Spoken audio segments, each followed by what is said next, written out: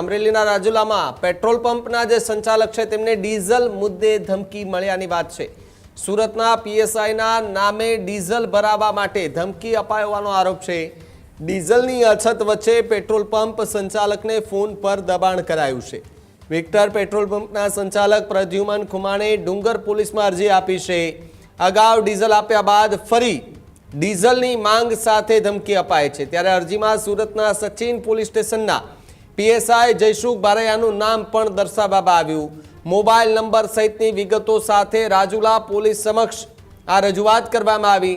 Diesel ન આપવા મુદ્દે અપશબ્દો અને ધમકી અપાય હોવાનો આરોપ પણ લગાવવામાં આવ્યો।